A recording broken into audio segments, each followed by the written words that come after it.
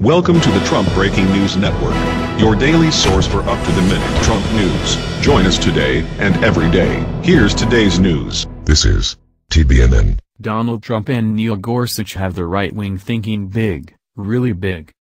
The entire Trump presidency has been pretty much a non-stop horror show for progressive Americans, but the month of June made it clear that if you are worried about President Trump and the Republican Congress rolling back advances made during the Obama administration, you aren't worried nearly enough. Right-wing strategists seeking to undo what they see as federal overreach are looking back as far as the New Deal, and some even further, to the progressive era at the turn of the 20th century. With Neil Gorsuch on the Supreme Court and hundreds of Gorsuch-like judicial nominations in the pipeline, they're making big plans. Earlier in the month, the Faith and Freedom Coalition's Road to Majority conference brought religious right activists to Washington, D.C. The atmosphere was triumphalist, almost giddy, in sharp contrast to previous years' complaints about Barack Obama and dire warnings about a potential Hillary Clinton presidency. Religious right leaders had hitched the movement's wagon to the Trump train, and they had already begun reaping the rewards. Candidate Trump had overcome conservative Christians' qualms about his character with a set of too-good-to-resist promises. He said he'd give them the Supreme Court of their dreams, and he pledged to make them more politically powerful by doing away with restrictions on churches' political activities. He won their trust by making one of their own, Mike Pence, his running mate. Religious right leaders pulled out all the stops to help Trump rack up a massive margin of victory among white evangelicals. Faith and Freedom's founder, political operative Ralph Reed, was happy to reel off numbers that he said represented the group's outreach: 1.2 million doors knocked, 10 million phone calls, 22 million pieces of mail, 30 million voter guides. Republican leaders' gratitude was evidenced by their extraordinary participation at Road to Majority. President Trump, Vice President Mike Pence, Senate Majority Leader Mitch McConnell, Speaker of the House Paul Ryan, House Majority Leader Kevin McCarthy, and House Freedom Caucus Chairman Mark Meadows all spoke at some point during the three-day event, along with other right-wing luminaries like Senator Ted Cruz and Texas Attorney General Ken Paxton. So much for perennial predictions of the religious right's political demise. Trump spoke at the event's opening luncheon, where Reed declared, "We love him because he is our friend." Trump in turn told the conservative Christian activists, "You didn't let me down and I will never, ever let you down, you know that."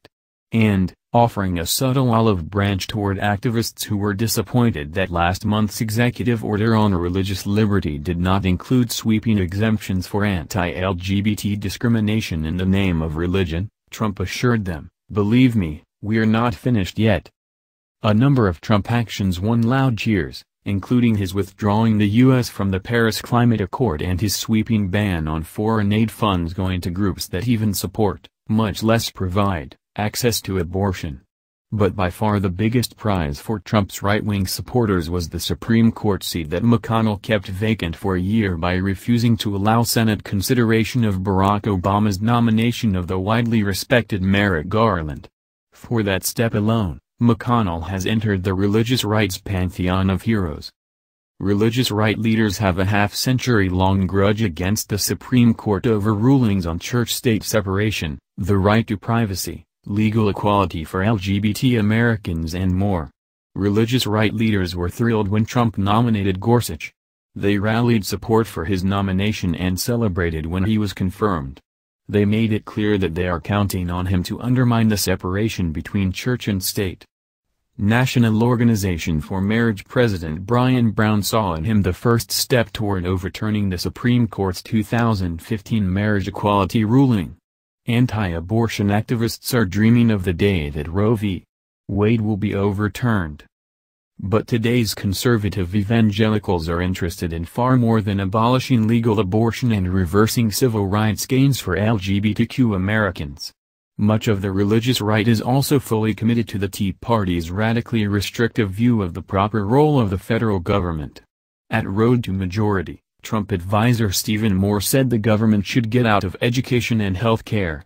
That stance draws on both a right-wing ideological view of the Constitution and a Christian Reconstructionist worldview that God did not grant government the authority to be involved in education or the alleviation of poverty, jobs that they believe He assigns to the church and family. When Cruz addressed the gathering, he drew chairs with a challenge to his fellow Republicans. We have a Republican majority in the House. We have a Republican majority in the Senate. We have a Republican in the White House. How about we act like it? Senator David Perdue of Georgia gave one hint about what Cruz might mean, declaring, "We are in a war for the future of this republic."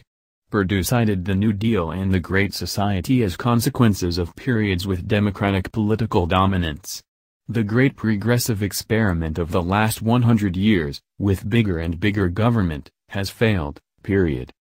A primary vehicle for reversing the great progressive experiment will be by packing the federal courts with judges committed to a far-right view of the Constitution and laws. Gorsuch was part of Trump's list of potential justices pre-approved by the Heritage Foundation and the Federalist Society, which has been working for decades to achieve right-wing ideological dominance in the federal judiciary.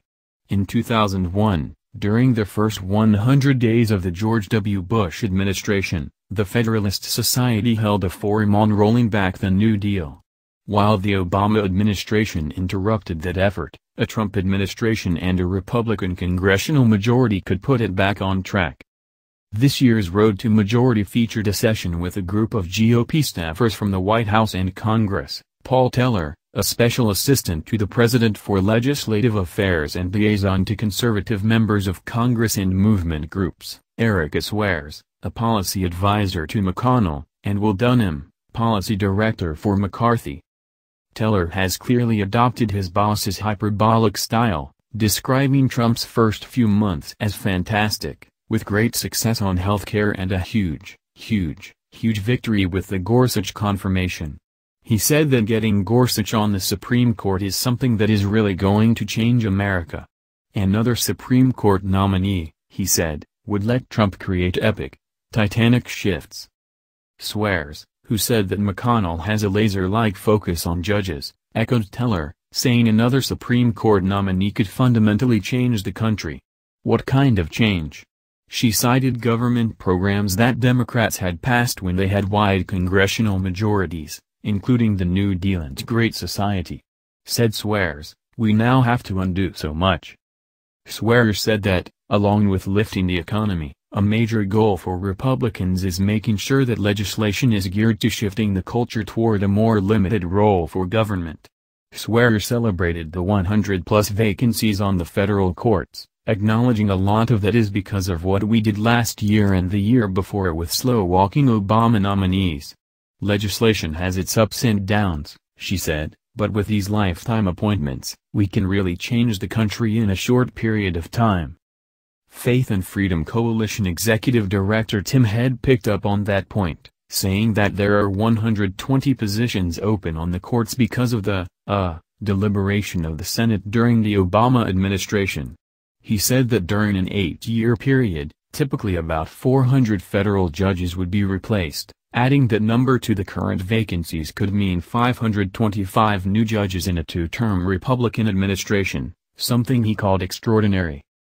Dunham, who formerly worked at the Heritage Foundation and the Republican Study Committee, agreed that for conservative activists there is pent-up frustration with 8 years of Obama, and even further back, all the way back to the New Deal. Said Dunham, "We are, one piece at a time, incrementally, slowly but very surely, restoring freedom in America." McConnell himself said that he was looking forward to Trump nominating Gorsuch-like judges for every judicial opening, giving him an impact far beyond his time. Not long after Road to Majority, Gorsuch gave religious right leaders evidence that he will indeed be the far-right justice they have longed for. He joins Clarence Thomas and Samuel Alito at the far-right end of the bench, signaling a willingness to further dismantle regulations on money in politics, undermine church-state separation, and reverse gains on LGBT equality. Right-wing activists celebrated Gorsuch's end-of-term contributions as a harbinger of things to come. One other point worth noting, Religious right leaders have been telling their supporters, and Trump himself, that he is on a divine mission. Religious right leaders had warned that the election of Hillary Clinton would mean an end to religious freedom in America. They had given their supporters dozens of religious rationales for supporting Trump, declaring him anointed by God to save America by destroying political correctness and bulldozing the Washington establishment. During a Road to Majority session on Capitol Hill, McCarthy said of Trump's election, "I think that was God's hand." At Road to Majority, author Eric Metaxas was one of those portraying Trump's election as a sign that God has given America one more chance to stave off his judgment, saying, "The governor of the universe has given us a reprieve in this election, but we now need to stand and fight." Representative Barry Loudermilk, Republican Georgia, told Road to Majority activists that he is genuinely excited about what God is doing in America right now. He said God had given Americans an opportunity to have a refounding of our nation and return it to those ideas of our founding fathers, those principles, those things that our founders were clear were biblical mandates. Loudermilk said Election Day was like the landing at Normandy, with the real fight ahead against the enemy, which he defined as an ideology that is destructive not only to our ideas but to mankind altogether. During a Road to Majority session on Capitol Hill, Meadows, whose Freedom Caucus is most closely identified with hostility to big government, demonstrated the extent to which the Tea Party and religious right have always been overlapping movements. Meadows told Faith and Freedom participants that he was their brother in the Lord and that we have work to do to take this city and return it to its rightful place to honor God and faith. Meadows also echoed religious right leaders' claims about religious persecution in America, saying there is an attack that is going on. "It's okay," said Meadows, "to be of a faith as long as it's not the Christian faith, in this city. There is an effort," he said, "to silence the pulpits and the pews across this country." Meadows urged attendees to pray for President Trump, who he said is trying to do what he can do for the unborn and for marriage and Judeo-Christian values. Meadows said the option of failure is not possible because our God still reigns over the affairs of nations. That's the news. Join us here every day. Be sure to subscribe and click the bell. See you next time. This is TBNN.